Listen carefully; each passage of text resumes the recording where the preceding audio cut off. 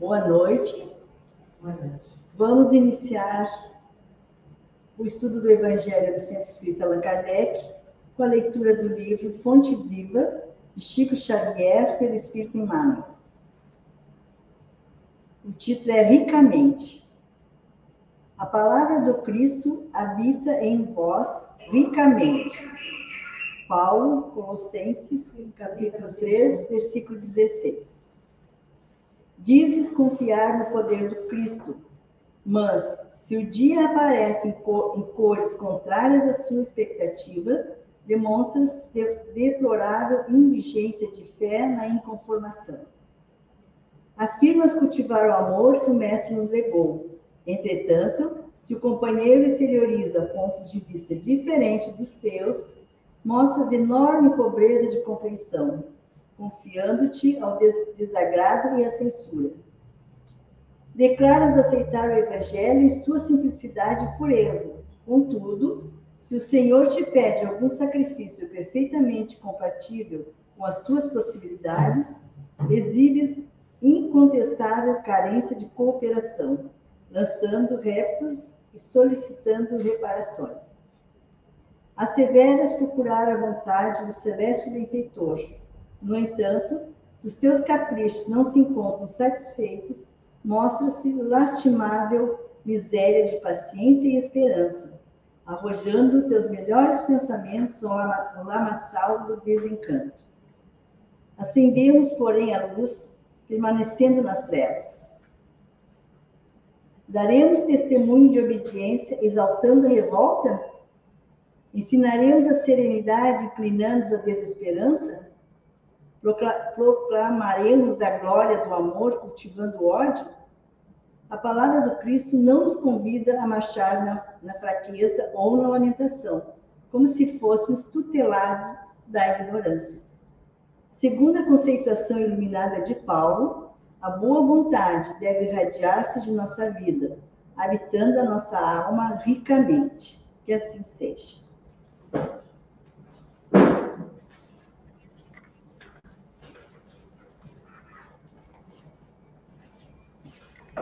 Boa noite a todos. Dando sequência ao nosso Evangelho híbrido do Centro Espírita Allan Kardec, convido a todos a elevar o pensamento a Deus para louvar e agradecer. Agradecer pelo dom da nossa vida, pela família, pelos amigos, por termos saúde e pelas inúmeras bênçãos que recebemos diariamente. Somos gratos por tanto amor que recebemos dessa espiritualidade superior, que nos ajuda a todos os instantes. E assim nós oramos. Pai nosso que estais nos céus, santificado seja o vosso nome. Venha a nós o vosso reino, seja feita a vossa vontade, assim na terra como nos céus. O pão nosso de cada dia nos dá hoje e perdoa as nossas ofensas, assim como nós perdoamos aqueles que nos ofendem. E não nos deixes cair na tentação, mas livra-nos de todo o mal. Que assim seja.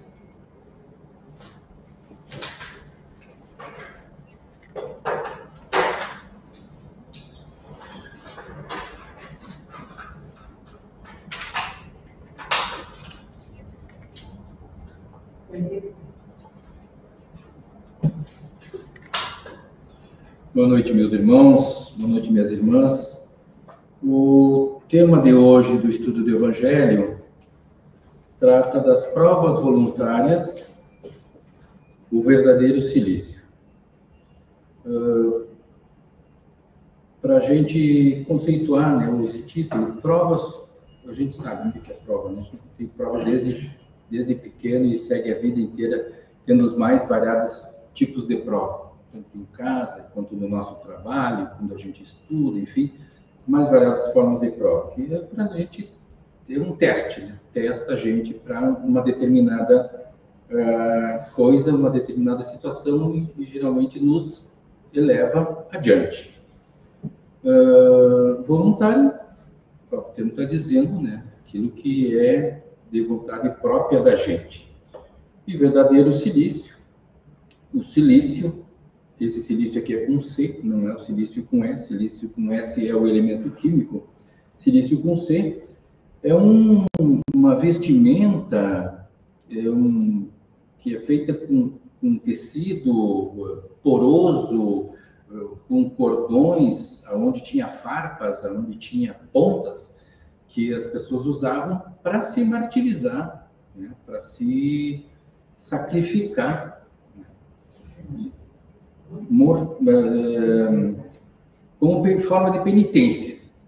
Era muito usado antigamente, hoje quase não se usa, mas a gente ainda vê algumas culturas, algumas religiões que utilizam esse método, ou métodos semelhantes que provocam esse sacrifício voluntário. E o nosso tema, ele trata exatamente disso, do sentido dessas atitudes, desses atos. Eles nos ajudam, resolvem, eles têm fundamento ou não. Sofrer significa pagar dívidas? O Evangelho nos diz que nem sempre. Só o sofrimento resignado na prática do bem nos quita os débitos perante as leis da vida. Sofrimento com revolta só agrava nossa situação evolutiva, assim como o sofrimento desnecessário. Então, o sofrimento, ele só cumpre com o objetivo, né, se ele tiver resignado, se for de forma resignada, ou seja, a gente entender por que está sofrendo, né? Entender por que está sofrendo, porque os nossos sofrimentos, eles servem, né, às vezes como prova, no caso aqui do nosso planeta, às vezes como expiação, para que nós evoluamos, para que nós possamos, através da nossa reforma íntima, a gente dê um passo à frente. E sofrimento com revolta, né, como diz, só agrava a nossa situação evolutiva, ou seja, não vai adiantar nada, vai inclusive piorar a nossa situação se a gente estiver diante de um sofrimento, diante de uma prova, e a gente não estiver resignado e estiver blasfemando, estiver reclamando o tempo inteiro. Só vai nos piorar. Haverá mérito em procurar as aflições que lhe agravem as provas por meio de sofrimentos voluntários? A resposta é de sim e não. Sim, né? Há grande mérito quando o sofrimento e as privações objetivam o bem do próximo, porquanto é a caridade pelo sacrifício. Então, quando a gente procura nos nossos sofrimentos alguma forma de beneficiar o nosso próximo, e isso vai acabar acarretando um aumento da nossa prova, um aumento do nosso sofrimento, mas o verdadeiro objetivo é beneficiar o nosso próximo, isso pode acontecer em várias situações, nesse caso tem mérito. Não quando o sofrimento e as privações objetivam o bem daquele que a si mesmo as inflige, porque aí só há egoísmo por fanatismo. Então, a gente, que aí é no caso aqui, né, do utilização do silício ou qualquer outro método que vá piorar o nosso sofrimento com a intenção de nos purificar, enfim, de trazer um benefício para nós. Nesse caso, não vai ter benefício a gente procurar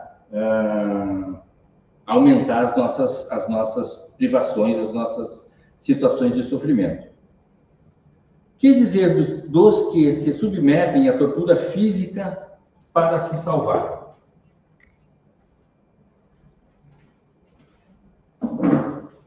O que dizer dos que se submetem à tortura física para se salvar?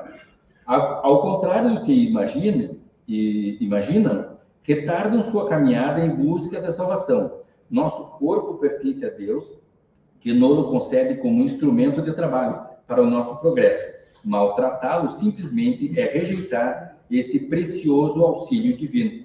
Então, é lógico que não adianta. A gente tem hoje um conjunto de conhecimentos que nos remetem a preservação do nosso corpo, a preservação da nossa saúde, a preservação de um conjunto de elementos que nos proporcionam utilizar o nosso corpo para o objetivo pelo qual ele existe, que é nós experimentarmos um conjunto de situações no fim de nós melhorarmos moralmente, espiritualmente, intelectualmente, né? Então, não adianta a gente querer maltratar nosso corpo para alcançar esse objetivo, pelo contrário, nós só vamos piorar, né? A ferramenta chamada corpo, que ela precisa estar boa, ela precisa estar afiada, ela precisa estar aferida para que a gente possa executar nossas ações. Se nós maltratar, se nós prejudicar, ele vai estar defeituoso e nós vamos ter muita dificuldade de alcançar os nossos objetivos. E quanto aos que se autoflagelam, pensando em estar agradando a Deus, é evidente que a punição é atenuada para aquele que errar por ignorância. Entretanto, nunca estará a pessoa isenta totalmente de culpa, porquanto as verdades divinas estão ao alcance de toda a criatura, bastando sua iniciativa para assimilá-la. Então, não só nesse caso, mas em todas as situações. Quando a gente erra, o nosso erro ele vai ter uma maior ou menor gravidade, dependendo do grau de conhecimento que a gente tem sobre aquela situação.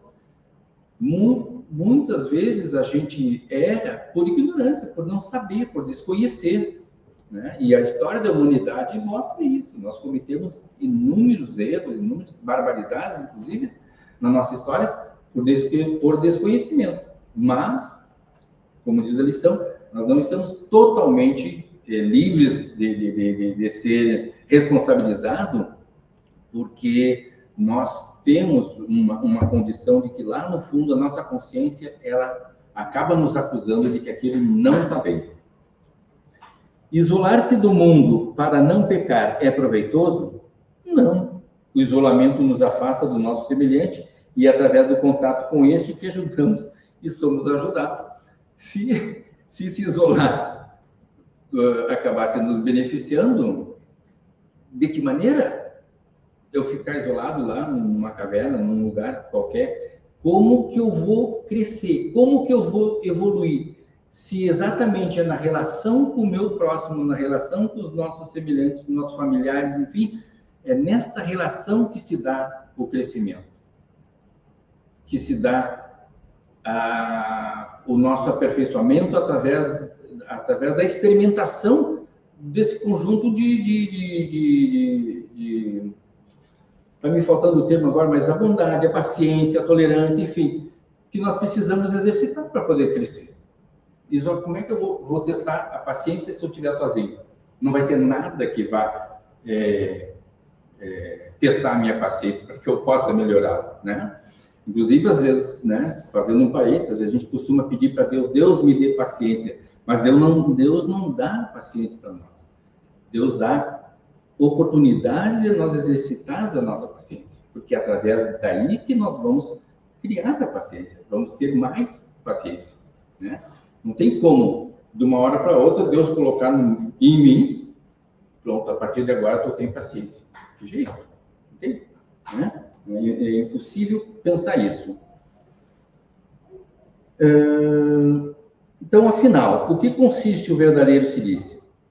Consiste no sacrifício que fazemos, objetivando nossa melhoria espiritual, modificando o nosso espírito e não o nosso corpo, combatendo o nosso orgulho, recebendo as humilhações sem murmurar, fragilizando o nosso amor próprio, sendo duros contra a injúria e a calúnia.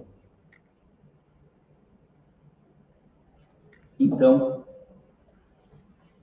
se nós formos resumir numa palavra, né, o verdadeiro silício seria a prática da caridade.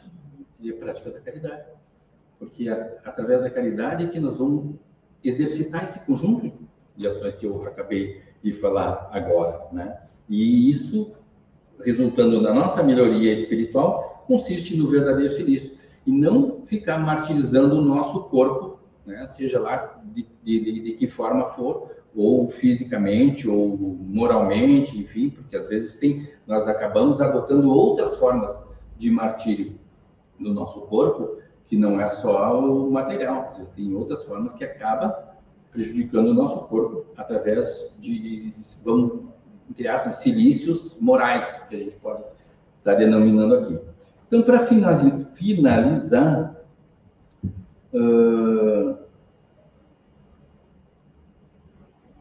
cada um de nós devemos fazer diariamente uma reflexão e sempre nessas reflexões nos perguntar se aquilo que a gente está fazendo, se aquilo que a gente fez naquele dia, está servindo para nos aproximar ou está servindo para nos afastar do nosso verdadeiro objetivo, nosso principal objetivo, que é a nossa reforma íntima.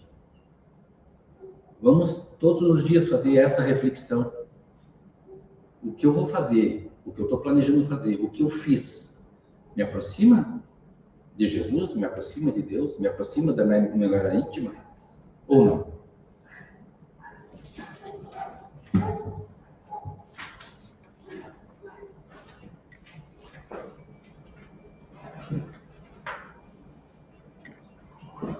Então, agora, finalizando o nosso Evangelho, chegou o momento de rogarmos a Deus, ao Mestre Jesus, a espiritualidade bondosa, auxílio.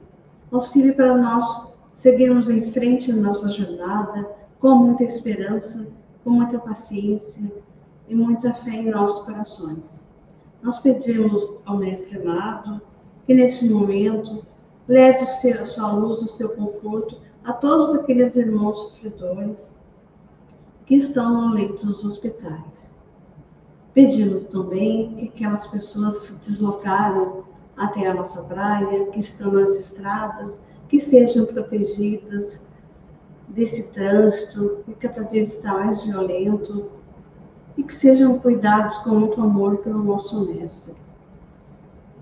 Pedimos paz no mundo, que todos os corações se elevem para conquistar essa paz, começando por nós mesmos, a paz interior, dentro dos nossos corações, em nossos lares, tratando todos como iguais e como irmãos. E assim nós oramos. Pai nosso que estás nos céus, santificado seja o vosso nome. Venha a nós o vosso reino, seja feita a vossa vontade, assim na terra como nos céus. O pão nosso de cada dia dai-nos hoje e perdoa as nossas ofensas, assim como nós perdoamos aqueles que nos têm ofendido. E não nos deixes cair em tentação, mas livra-nos de todo o mal. Que assim seja. Nesse momento também nós agradecemos a presença desses irmãos espirituais que vêm até o nosso centro, até os nossos lares. Se eles tiverem alguma necessidade de acompanhamento para tratar os seus problemas, venham até o nosso centro espírita através dos nossos trabalhadores que estão a postos, onde serão recebidos com muito amor, com muito respeito e carinho. E também convidamos a todos para estarem juntos conosco amanhã, segunda-feira, no próximo Evangelho. Que todos tenhamos uma boa noite na paz do Mestre, que assim seja.